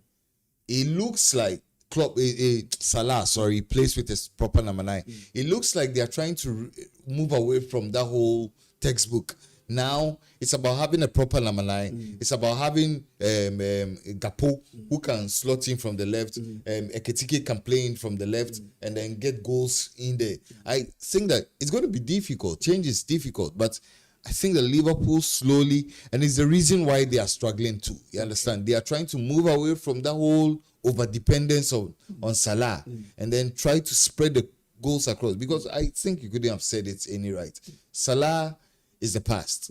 The present is before them. The present is Isak. The present is Ekitike. So why not build a whole structure that seems to bring the best out of these players? You understand? And once you do that, I'm sure that they will be fine in the long term. Sammy, I just think that Slot also needs to be dynamic because, as Kofi said, he always tries to find excuses. And teams are beginning to find Liverpool out. And so you notice that when teams play a low block against Liverpool, Liverpool struggles because they don't seem to find spaces. And remember I mentioned transitions, and that's where United, I think, might suffer. And we saw some of that. But that one time there was that through ball to Isak. That was one of the few times that Liverpool were direct, playing that through ball between Shaw and Maguire. You didn't get to see that a lot. And it's something that has to do with the way Liverpool play, always wanting to go through the flanks and then getting all the cutbacks. So that's how come they scored. And when you have a striker and you play in a certain manner, it's difficult for the player. So as Kofi said, he's a top player. What's left is the mental aspect of the game. He would definitely come good. We saw that with Mbappe at the start of his Real Madrid career. He would definitely come good. But the system that the coach wants to play would also help him come good as quickly as possible. Now, it's more about playing for the team. It's not just about Mohamed Salah, because if he has a bad day, then Liverpool suffers. So it's about what is good for the team. And Salah himself needs to understand that now it is about the team. So for Slot and then Isak, yes, Isak will come good at some point. But as I said earlier on, between now and the time Isak will come good, or the Liverpool side will come good, then they would have dropped a lot of points. And that's where they'll be out of title If you had your own way, would you drop Salah and set up in a way to have Ekitike, who we know is very good on the ball as well, and have Isak as the main man? Because Salah is not playing well. He's not played well for the last 11 games. He's not played well this season. I don't think... Would you drop him? No, I wouldn't drop Salah, because he's also one player that we know would definitely pick up. So you bank your hopes on something that might or might not happen? As you said, it's all about confidence. The moment Salah finds his rhythm, the entire Liverpool team will find their rhythm. And so I would not necessarily bench Salah. Cody Gakpo is also one of the best players in that Liverpool side at the moment. So what this gives Liverpool is that it gives them a lot of options from the bench. That front position, I don't think Salah probably would be competing with Jeremy Frimpong. Not Ekitike. Ekitike has Isak to contend with. Or maybe Cody Gakpo. So I feel that Salah will come good. I think Isak will come good. Ekitike is already showing that, because when he came, as I said, he came like he had the points to prove. And I will be surprised if he doesn't start the next game because of how well he played. But if the coach looks at these performances and decides to start dropping some of these big names, then I think it's not a step in the right direction. I think you're rather pulling the team back, because you would want to keep building on what you're doing and then let the team find their rhythm. The moment this Liverpool side finds their rhythm, I think that they will be good to go. But again, as I said, between now and the next 5 games or 6 games, where they will begin to find their rhythm and start understanding how each other plays, because it's Isak, Salah. It's different from when you have a Firmino or a Diaz or a Mane or Alexander Arnold playing with Salah. These things take time. And that's the error that I think Liverpool made in the first place, making wholesome changes. So it will take some time, but between now and even Christmas, when maybe Liverpool will get their acts right, or after the next international break, they would have dropped maybe another 6 points, and they will be off that mark where you say that they are competing against the likes of Arsenal or Chelsea or City for the title. By December, will we be counting Liverpool as not part of the title contenders? Well, because next month there will be 2 international breaks. But before that international break, they will play City. They have big games to play. That's why the United fans are excited, because they have played. They've played Liverpool, they've played City. Yes, United is done with their big games. They will be playing. They are still in the top. Brighton and some few teams. United, they have some pretty good. Yes, but you said, are we likely not to? By December, Liverpool probably be 6-7 points off the chasing pack? Well, football at the top end, it runs fast. That's true. And Liverpool are in a conundrum. I mean, they do not know whether to proceed towards the Red Sea or to go back to Egypt. You understand? I mean, where they are now, I don't know why Jeff is looking at me. He had scripture and he's all over the place. They don't know whether to proceed to the Red Sea or go back to Egypt. The point is simple. now you have all of these players at your disposal. Nobody is going to wait for you to find all of the ingredients and then fix them at the right place. I think that one of the problems of Slot is also that he doesn't play the players at the right position. I've seen a lot of Liverpool fans who complain about the fact that, look, if Ekitike is a number 9, play him at the number 9 position. Don't play Ekitike somewhere. Exactly, don't play him wide or don't play him. Yeah, I acknowledge that in France and all of that, he sometimes plays Frankfurt, yes. he played out wide because he's good at ball his feet. Yeah. But you know, keep players at their right positions, make sacrifices for the team. Do not mind the names.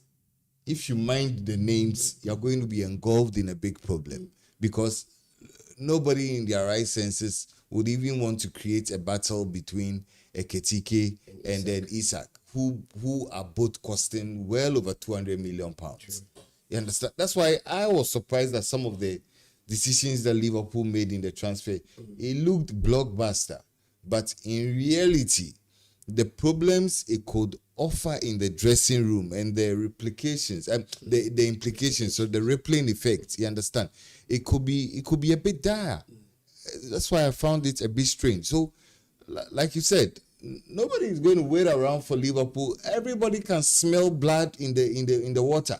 The sharks are beginning to circle in. Look, I'm sure that if they are going to play against City, Erling Haaland will be licking his lips at the prospect of running against Konate and then Van Dijk right now. So I mean, I think that probably the manager needs to go back to the basics. Go back to the basic, get the team structure right. Because Liverpool played yesterday without a structure. They were too chaotic. You know why United got their second goal? Because towards the end, they switched to a 4-2-4. So they had only two bodies in the midfield. So they were always going to be susceptible to the counter-attack. And when United played the ball, there was nobody in that midfield. The midfield of Florian Bates and Curtis Jones. Exactly. I mean, all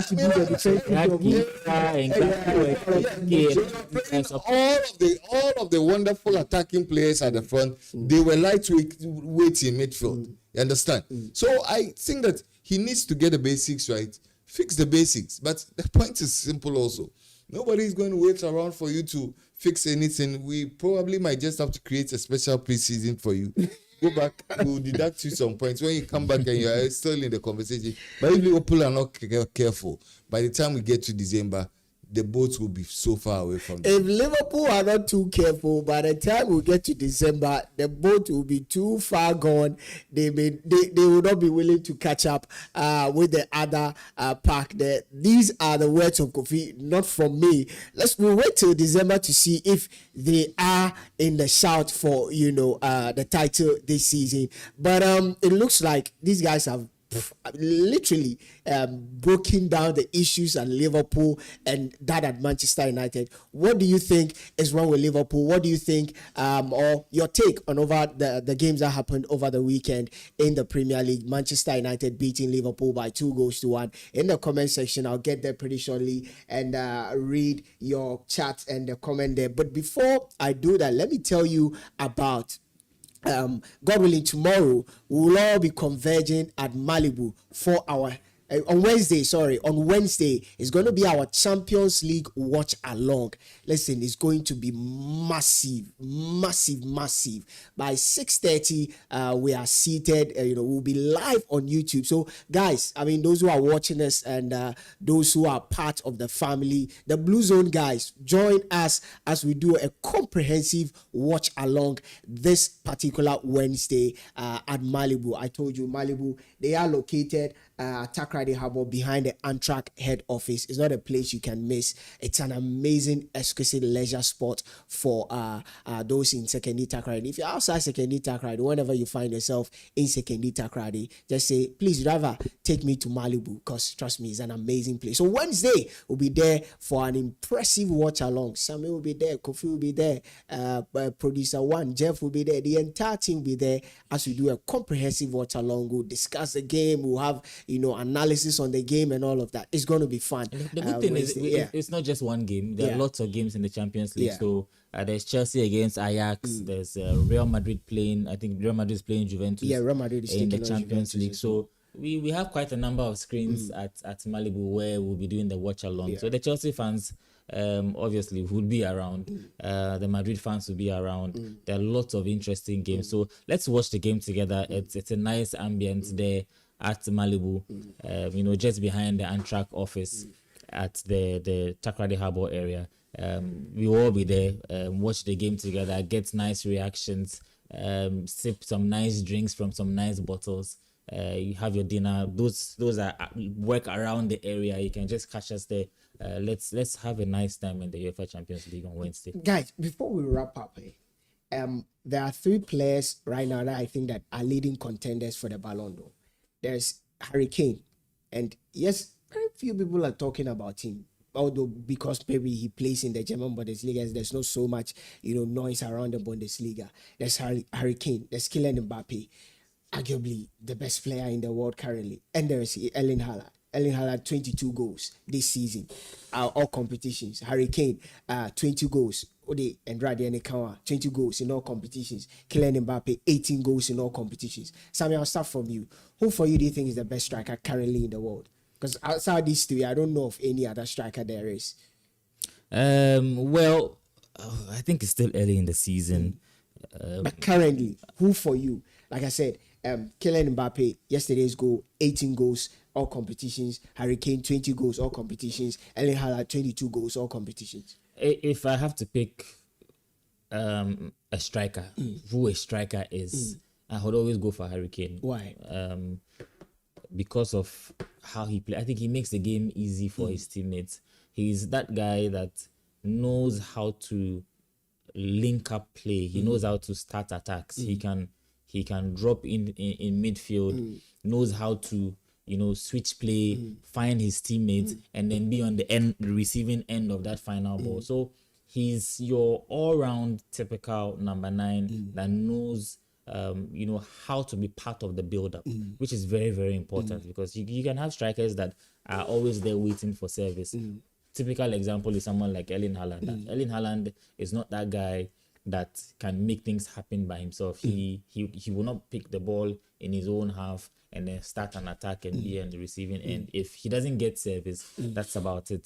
Kylian Mbappe is also one of those that can make things happen for themselves, but I still don't regard him as a typical number 9. I think he carries a lot more threat when he plays in that his favorite role where Vinicius plays, where he can come off the left hand side, have a go at players. When he plays as a number 9, it's difficult for him to have a go at players. You don't really get to enjoy the full potential of Kylian Mbappe. I think what Madrid are enjoying now is as a result of the quality they have in other areas of the pitch. Okay. And so they can afford to have a Kylian Mbappe play as a number 9 because they have equally quality players in Vinicius and Adagula and Masantano and all these guys playing behind him and then giving him whatever supplies that he needs.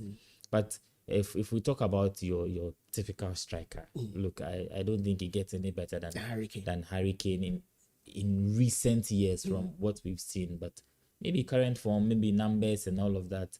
If you want to bank your hopes on somebody, you can say Kylian Mbappe. But in terms of what the definition of a striker is, I would always go Harry Kane. So if we're talking about the Ballon d'Or, I just think it's still very early in the conversation because we haven't even had the FIFA best yet. So for Ballon d'Or, it might not necessarily only be about these. Who is the current best striker amongst them? I would always go I'll go Harry Kane. I'll go Harry Kane. Left, right, head. These 3 guys are putting up stupidly incredible numbers. 22 goals, Erling Haaland, 20 goals, Harry Kane, 18 goals, Kylian Mbappe across all competition. Who for you amongst these 3 players is the current best striker? Or who would you pick as your best striker in this list?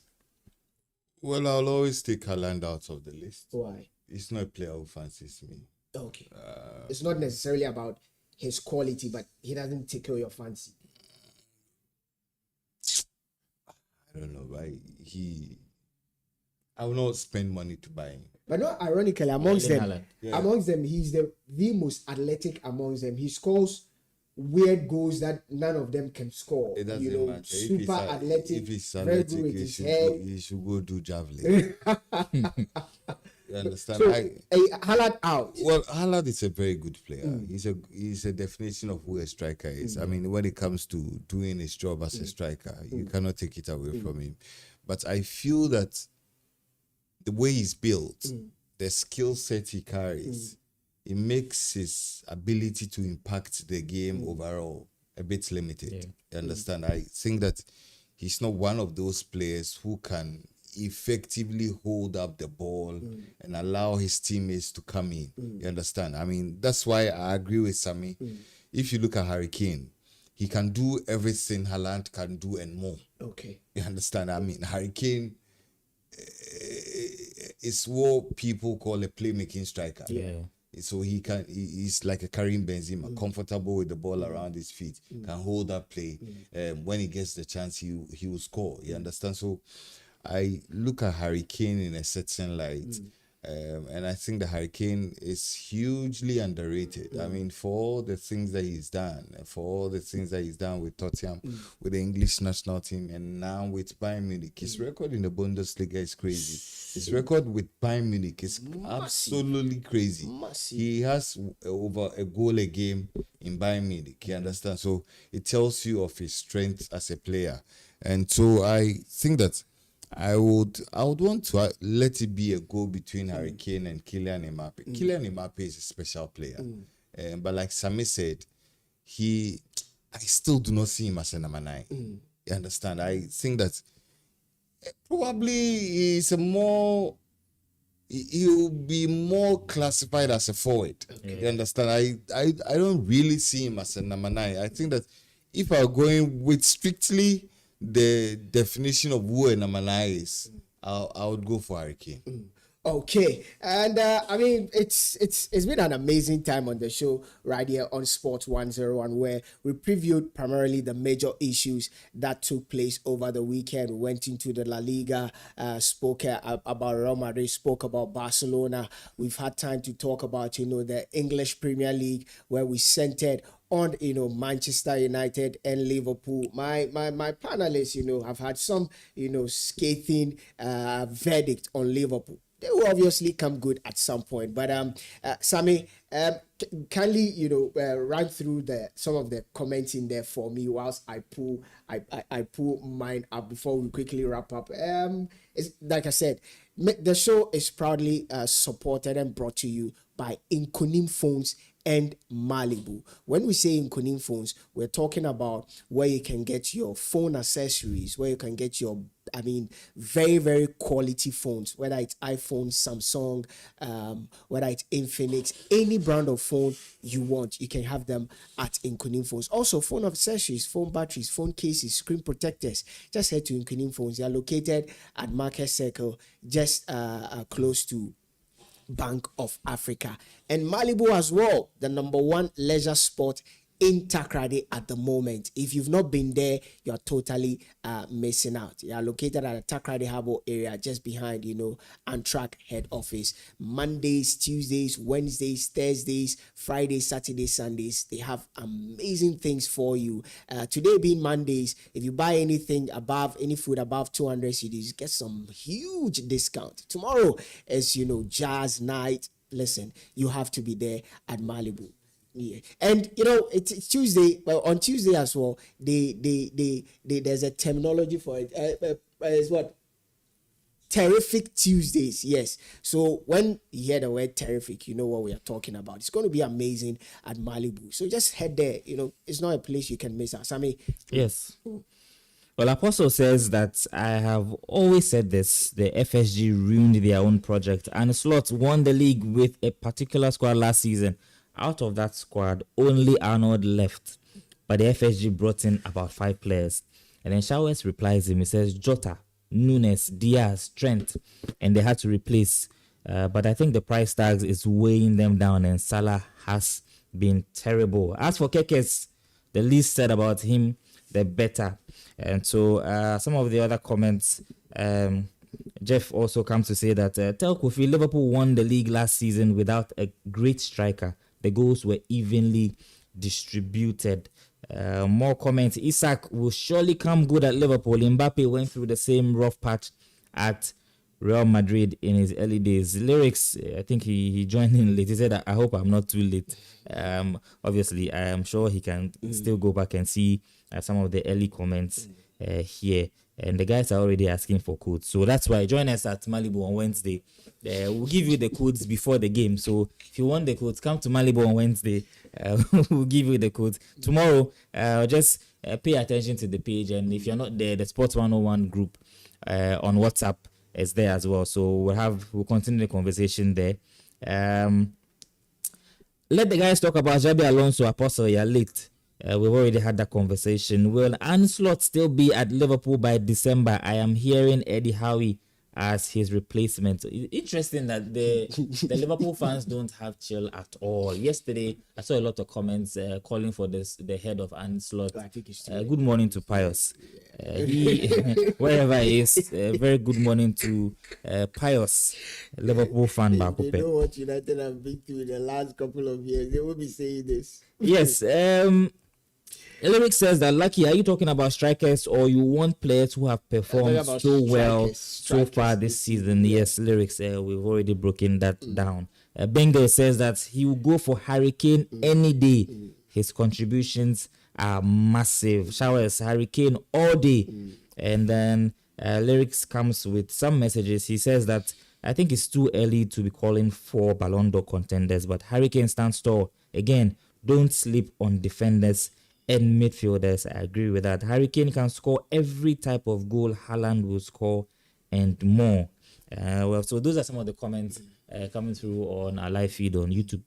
Yes, so if you just missed out on the show, this is the Sports Morning Show. It comes on live every Monday 9 a.m. to 11 a.m. and also on Thursdays 9 a.m. to 11 a.m. So 2 episodes every week where we talk quality sports right here live on YouTube. And if you've not subscribed, like I keep saying, make sure you hit the subscribe button, and you'll be updated every time we go live. You'll be notified every time we go live. And if you've not joined our FPL, kindly you see the code on the screen. Join. I don't know which position I find myself. I think that I did a team over the weekend. But I got some points because Haaland scored, Semenyo assisted. I did get some good points in there. I'm sure I'm ahead of Kofi and Sammy. But join our FPL where you stand a chance of winning cash at the end of the season. Guys, final words, then we wrap up. Kofi, anything for the boys? Oh, I think that we'll get to meet at Malibu in the course of the week. We expect all of our fans to be there, and then let's do this together. You never walk alone. Liverpool. Yeah. Okay. So hey, we'll see you on Thursday and also on Wednesday at Malibu. It's our live game watch along Champions League game.